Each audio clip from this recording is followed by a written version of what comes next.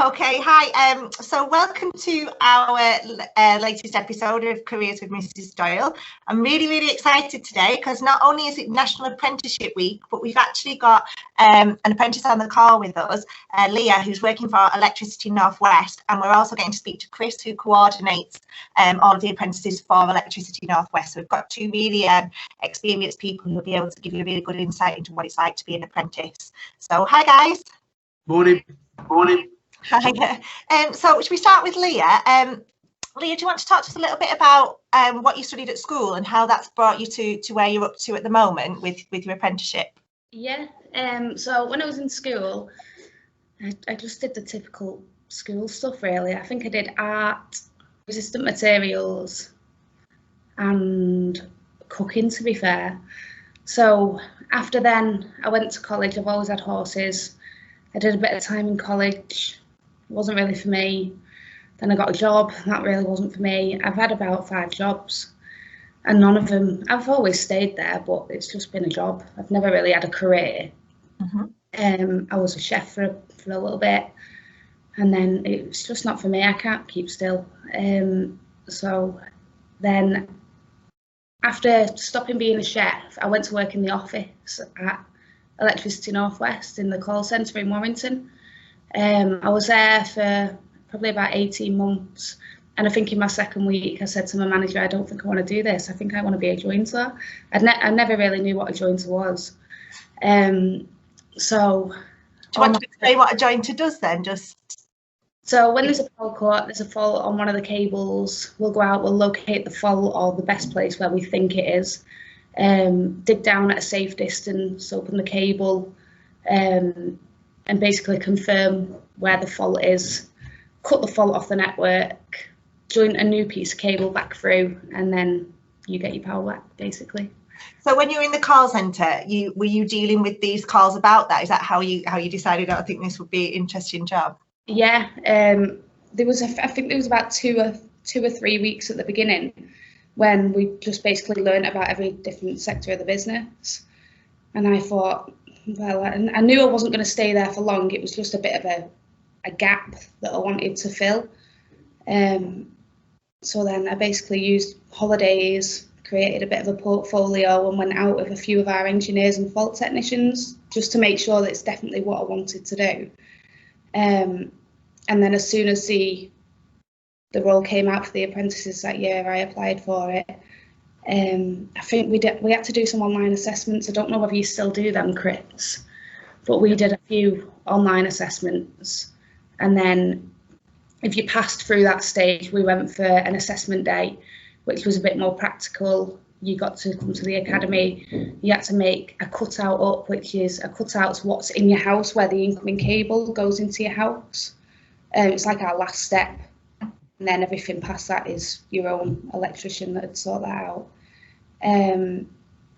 So you got to make one of them up. If you pass that, you then went for an interview and spoke to one of the line managers about it. And then I was successful, and then I started in the September. So it is quite a long process, but it's definitely worth it, 100% worth it. Okay, and what do you do then now? What does your typical day look like? What do you do every day? So I get up, I drive to Salford, I have a brew, that's the main part of the day. Have a brew, get the job off one of my managers. Once I've got the job, make sure I've got all the kit for it, save us coming back to the yard at a later time in the day. Go out to site and then assess the situation, find out who's off supply, who's got no electric, who has. We find a fault location, then we'll use still saws or the jackhammers, get the concrete up, get on the diggers, dig down, locate the cable, open it, test it, check that that's where the fault is. If it is, probably have dinner by that time because it does take a while. And then join a new piece of cable back on, but it's such a good laugh. Like, I know that's not the main part of the job and I love my job. It is such a good laugh. Everybody's willing to help. It's mad. Everybody wants you to do well. There's not a single person I've came across where you ask them a question and they don't want to answer it or they don't want to know. So is that what you like best about it then, that you've got like a real sort of team spirit. Oh yeah, especially because I'm a girl. There's not a lot of us, and like they don't care. They're absolutely fine with it. I thought that at first. I thought, oh, they're gonna look at me a little bit different, but oh god, no, they don't expect any less of me though. I guess when you go into that as a female, I think it's absolutely wonderful that you're, you know, a representative of an apprenticeship, and you're a female, and women working in these sort of STEM careers is really, really important. And I think that's it. You can't really expect that you're going to be treated any differently. No, not at all. And the lads become like your family because you spend that much time there. So tell me, when you've had a fault, generally then, is that to do with the weather? Is it to do, what causes the fault? Quite a few things. The weather being a key part, probably more for overheads, I'd say. So it's like the steel towers and the overhead lines. Like when trees come down, they take the lines down and whatnot. That must be quite grueling work, really, if the tree comes down, the wind's blowing, and you've got to go and repair. Yeah, I've seen a few. I don't really do the overheads at all. I had a little bit of an appreciation day, but that's because I was a bit nosy. Where I got to climb one of the poles, but it's hard, but it's good. But you can't be scared of heights. So yeah, that it does look really good, but I've always been more interested in the jointing side. So that's more the underground cables. Yeah, so if you are scared of heights, it's absolutely fine. But yeah, underground, I'd probably say weather's a big one, and damages. You can nick a cable and it won't fault for years, 10 years, and then all of a sudden it'll just go. Again, where we do a joint as well, it's classed as a weak part of the cable where there's a bit of resistance. So over time they will break down, but it can be absolutely loads of things, and there's loads of different type of faults. I think I'll be 2 years in fully in September, and every day there's definitely something new that you see. And that's what I like about it, because other jobs, you learn the job and you do the same thing every day. You sit there every day talking about the same thing. Where this is completely different every day. You're in a different location, you have a different team. It's really good and it changes things up. Amazing. And I suppose as well, it is a really, really important job, because everyone's been there when the power's gone off at home, and you think how frustrating it is, and there must be quite a lot of pressure to make sure you've got that fixed, because people have not got their electricity. Yeah, there is a pressure, but not more so from the company, because it does take as long as it takes, and it's quite a dangerous job. We do it all while it's live. So we don't make the power dead to work on it. The cable is still live, so there's obviously precautions that you've got to take, PPE that you've got to wear to make sure that you're not going to get a shock or anything like that. But so probably more from the customers, because they obviously don't understand. There's not many people that have even heard of a cable jointer. Some people have never even had a power cut. So when it does happen, they just think that you can switch a switch and it'll just come back on, but it's not really the case. It does, I'd probably say on average take anything from about 4 to 6 hours to complete a full mains fault. It's a bit less with a service fault. But. And how much of your learning are you doing in college? My college is completely done now, because that was a big thing for me. I'm not very academic at all. I don't want to sit in a classroom, and that's why I've chose this job. I don't want to be sat still. So I think it was 1 week a month for the first year that we came into the academy. We never went to the college at all. So we came to the academy and we just did a week of our city and guilds, which was a bit of a mixture between different tools you use, maths, and engineering type mechanical things. So that's an academy that's run by Electricity North West. Yeah, I've not been in school for 10 years now, and I found it all right. Okay. All right. It wasn't my favourite part of the course, don't get me wrong, but I did it, and it's done. The practical learning, but at least then you've got your qualification then on top of it. And what opportunities do you have for progression? Loads. It's never ending. So my personal goal is I don't really want to go into an office because it's not me. So when I come out of my apprenticeship, it's called Band 4, so I'll be a jointer, but I can't work on faults and I can't do live cutouts. So 6 months after that, I want to get my live cutouts done. 6 months after that, I want to get my band 4A, which is where you can work on faults. And then about a year after that, I want to do my high voltage cable jointing. So then I would come back to the academy for 4 weeks, do a portfolio. Then when I go back out on site, and then that can be ticked off. And eventually I'd like to be a band 6 jointer, which is where you do LV ops as well. So that's quite operational. So you can go into substations, pull fuses, and you don't necessarily need an engineer there with you as well then. So ideally, that's where I want to go. People probably won't understand a lot of that, but as soon as they come, you just pick things up dead quick, and everybody will help. Talking about the bands, Chris, can you let me know, is this equivalent sort of a band 4 or a band 6? Are they equivalent to the sort of the college qualifications that you get at a level 4 or level 6? No, these are internal. These are internal banding. So that'll take her up to band 6 to the top level in being a jointer. So once they've done 3 years on their apprenticeship, the learning, like Leah said, just doesn't stop there. You're learning every day. We have some people who've been in the business 40 years and they are still learning things day in, day out. And there is progression. You know, if Leah ultimately wanted to become an engineer 5-10 years down the line, those opportunities are also there as well. Okay, amazing. So Leah, then just to sum up, what would you say? I'll just ask you a couple more questions after, Chris. But Leah, just to start sum up with you, what would you say is if you were advising someone now who's in year 11, they're thinking they'd really like to do an apprenticeship, but they don't, you know, they're not 100% sure. What advice would you give to them? Absolutely go for it, because I did it when I was 25 and I wish I did it when I was 16. It's not difficult to put yourself out there. It's really not. And as long as you put yourself out there, you'll win in this business, because it's fine if you don't learn as quick as others. It's fine if you struggle with some things. Just absolutely go for it. Okay, brilliant. So Chris, perhaps could you talk to us a little bit about, if the guys are at that stage now, and I know I've got plenty of year 11s who are thinking of taking apprenticeships, what sort of things should they be considering and what should they be doing?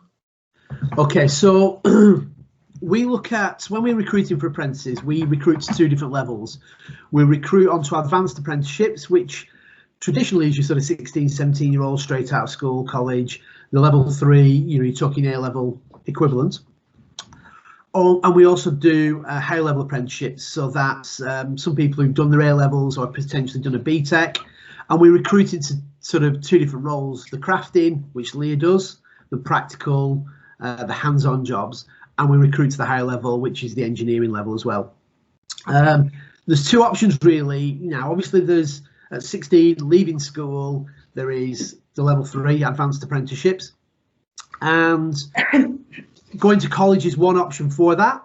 Okay, perhaps BTEC in engineering, that's a really good place to go through, or maths, physics, A levels, that kind of thing. Or if they are really wanting to apply for engineering roles, there are masses of them out there now at the moment. I've been looking online this week because it's National Apprenticeship Week when we're talking. There's so many jobs out there, so many vacancies out there at the moment in the world of apprenticeships. Also, a lot of businesses didn't recruit last year into apprenticeships because of the current situation, and I think there's some are doubling up on that for the next 12 months as well. So actually, in some ways, that situation's had a positive impact in apprenticeships. Absolutely, and the government is putting a lot of time and effort behind you know, what they're doing and recruiting for apprenticeships at the moment. So there are a lot of opportunities out there. I know, you know, companies like BAE, a number of others are recruiting heavily at the moment for next year. Okay. So what if I was applying for an apprenticeship, how would I make my CV stand out to somebody? Okay, so for me, the one thing that I've always looked at in 18 years of working in apprenticeships is actually what has that person done that's a little bit different, a little bit out of the normal. You know, a lot of people have similar GCSE results or A-level results, whatever level they're coming into us at. We want to see how they stood out. Have they done something a little bit different? You know, do they have a small part-time job? Do they have, you know, have they done some charity work? Basically, we want to see what they've done apart from it's sit down at night and play on their Xboxes. Okay, we want to see something a little bit different. Leah said something earlier about the fact that she has horses. And I remember interviewing somebody and there was nothing different about the CV. And as this person was leaving, she explained that she had horses and she was up at 5 o'clock every morning cleaning the horses out. Now, for me, that says that that person has got to get up and go. You know, they've got commitments. They will just get on with something. And that's the kind of thing that we really look for. So something a little bit different than the norm. Okay, and is there anything, because we keep really kind of trying to push at the school at the moment, your transferable skills. So obviously when we're learning maths, we're learning problem solving. When we're learning English, we're learning literacy. We're going to use it for writing emails, we're going to use it for writing reports in the future.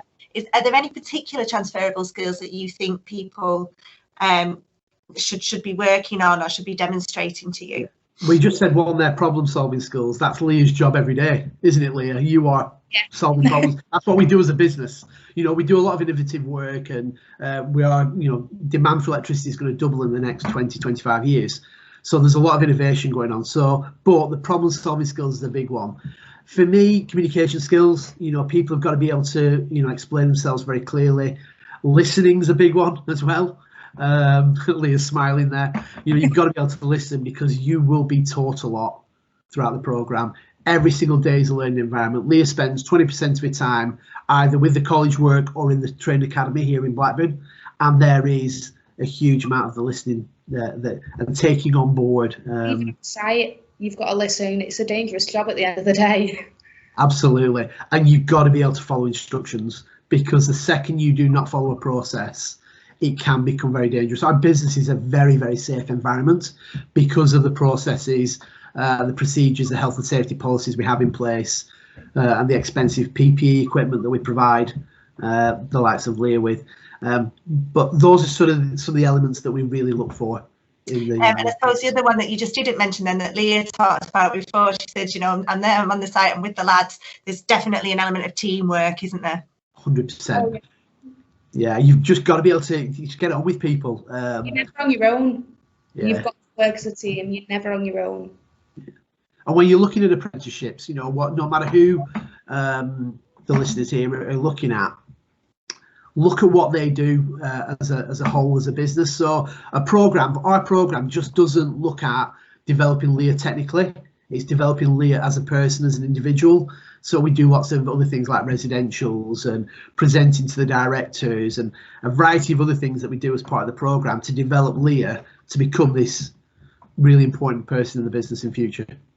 Right, amazing, because you're investing in her and she's going to then, you know, work really hard for you guys and be an asset to the company in the future. Yeah. That's what it's about, isn't it? Apprenticeship, you learn, you take the time on somebody and then they become an asset to that company. 100%. Yeah, we don't want to train Leah up for 3 years and then her go to some other company.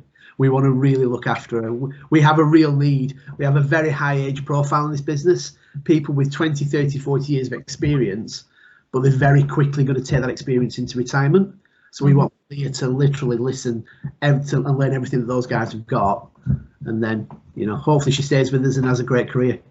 Sounds like she will anyway. She seems amazing. So brilliant. Thank you very much. If anyone did have any more questions or anything, would it be okay for us to get in touch maybe with Jeanette and just say, you know, we've got a couple of questions about apprenticeships. Is it okay for us to pass those on? Yeah, absolutely. You've got my email address. Just send them my way.